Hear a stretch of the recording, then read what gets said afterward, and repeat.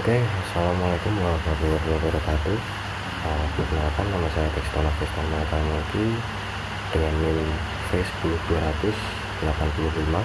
Saya dari prodi D3 Perpustakaan. Kali ini saya akan mengerjakan sebuah pengerjaan tugas yang diberikan oleh dosen saya, yaitu bernama Bu Titi Setianingsih selaku pengampu matkul Bahasa Indonesia. Saya di sini akan mengerjakan tugas saya, yaitu mengulas tentang buku, dan buku yang saya akan ulas adalah buku novel yang berjudul tentang kata, tentang senja yang kehilangan langitnya. Bisa dilihat ya, kata tentang senja yang kehilangan langitnya. Penulisnya Rintik Sendi. Saya belum tahu siapa nama aslinya, jadi cukup Rintik Sendi ya. Ini mungkin sebutan dirinya. Buku ini diterbitkan pada tahun 2018 dan diterbitkan oleh Gagas Media. Dan buku ini itu halamannya cukup tebal ya, yang berjumlah berapa? Ada 396 halaman. Jadi begini, cukup tebal dengan cerita yang sungguh menarik karena saya sudah menyelesaikannya selama 3 hari non-stop karena ceritanya bagus banget. Ini kalau kalian bertanya apakah sangat direkomendasikan untuk dibeli dan dibaca, sangat saya rekomendasikan karena ceritanya yang bagus sesuai dengan realita manusia. Tentunya realita tentang asmara bukunya.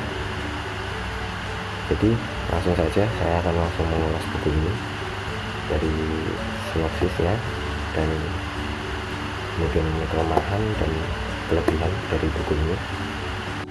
Buku Kata bercerita tentang kehidupan seorang gadis yang bernama Binta, seorang mahasiswa ilmu komunikasi. Dia seorang mahasiswa kupu-kupu, kuliah pulang, yang memiliki sifat keras kepala, suka menyendiri, dan tidak mudah untuk bergaul, dan sulit untuk berkomunikasi tentunya. Walaupun dia seorang mahasiswa prodi ilmu komunikasi, dia sulit berkomunikasi dengan orang banyak dan sosialnya sangat rendah. Bisa dibilang dia anti sosial lah gitu. Dan dia punya teman, dan itu cuma satu-satunya teman yang dia punya yang ada di kampus itu bernama Cahyo gitu.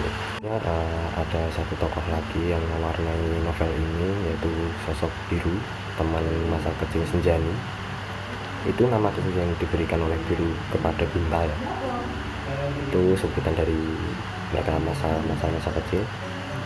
Nah, Biru merupakan seseorang yang ada di masa lalu sekaligus cinta pertama bagi Binta, yang sangat sulit untuk dilupakan bahkan meski sudah berpisah selama bertahun-tahun.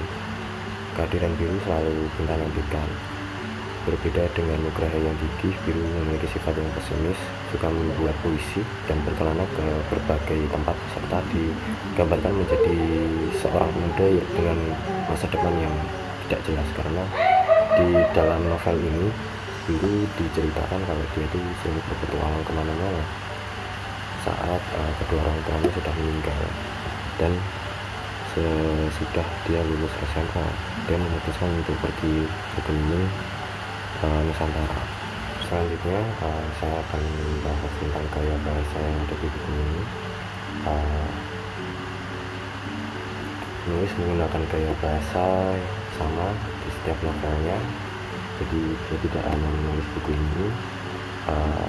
Jadi Rintik Sendi itu memiliki banyak buku ya.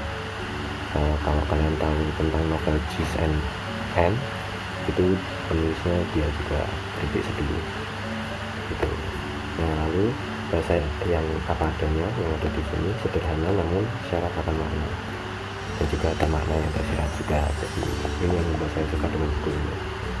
Nah, dan hal inilah yang membuat saya jatuh cinta pada saat pertama kali saya membaca sinopsisnya. Sebenarnya saya sebelum membaca sinopsisnya itu sudah dijelasin sama teman saya, karena ini buku teman saya pinjam. Katanya ceritanya bagus banget, saat dia jelasin wah kayaknya menarik, makanya saya pinjam dan saya baca gitu.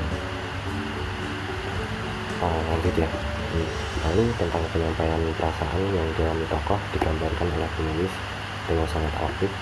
Novel ini juga mengandung majas-majas yang diperintahkan bahasa. Oke, saya akan membahas tentang keunggulannya dan kekurangan yang ada di buku ini. Jadi pertama tentang keunggulannya, menurut saya ya, saat saya membaca buku ini yang saya sukai adalah tentang banyaknya amanat yang ada di sini yang bisa saya dapatkan, mungkin bisa saya terapkan di hidup saya. Dan lalu ada banyak kata-kata puisi yang ada di dalam, karena saya juga seorang penulis puisi, jadi ini cukup untuk buat referensi saya. Dan mungkin ya karena saya suka puisi ya, jadi ini merupakan satu keunggulan bagi saya untuk membaca gitu. Terus selalu ada ilustrasi di setiap babnya yang membuat mata pembaca setelah berlalah menjelajahi huruf yang ada di sini. Jadi setiap babnya itu ada ilustrasinya. Bentar saya carikan dulu seperti ini. Nah, ini ada ilustrasinya. Jadi saat kalian membaca banyak, kalian lelah, tiba-tiba ada ilustrasinya, jadi mata agak dingin, jadi lebih enak ya. Ini begini, senja tenggelam di matanya, keren ya. Nah, selanjutnya saya akan membahas tentang kekurangan yang ada di buku ini, yaitu walaupun buku ini bestseller ya, bahkan selama berbulan-bulan lamanya tidak menuntut kemungkinan ada kesalahan. Beberapa kali saya saat membaca buku ini, saya melihat ada kalimat yang seharusnya dirasakan oleh tokoh A justru ditulis menjadi tokoh B. Juga terdapat 2-3 kesalahan tulisan lainnya. Jadi ada kesalahan penulisan di sini masih ada, tapi masih bisa saya olah di pikiran saya, jadi saya masih paham tentang isi bukunya. Jadi ini harusnya untuk tokoh A, tapi kok malah jadi tokoh B. Itu saja saya masih paham, jadi saya tidak pusing membacanya. Tapi ya tetap saja itu menjadi kekurangan, karena tidak semua orang sama saat membaca buku. Jadi saya bisa bingung dan pusing. Jadi malah harus untuk mengulangi lagi kalau dia kebingungan gitu kan. Jadi itu menjadi nilai minus ya bagi buku ini. Nah, di awal cerita dan selanjutnya di awal cerita pun saya juga sedikit janggal, Pinta digambarkan memiliki sifat yang sulit untuk bersosialisasi, namun justru dengan ibu-ibu penjual nasi hidup dan bahkan memiliki konsistensi karakter yang ada di buku ini sangat kurang. Selanjutnya saya akan membicarakan tentang apakah buku ini saya sangat direkomendasikan. Tentu saja bagi saya rekomendasikan, karena yang ada di buku ini memiliki cerita yang sangat bagus, sesuai realita manusia. Mungkin tidak ya mungkin dari setiap perkataan yang ada di setiap tokoh mungkin ada yang tidak sesuai realita, tapi yang mereka lakukan itu sesuai dengan realita yang kita biasa lakuin, apalagi anak-anak mahasiswa ya gitu. Nah, buku ini sangat cocok untuk dibaca oleh remaja. Ini bergenre asmara ya.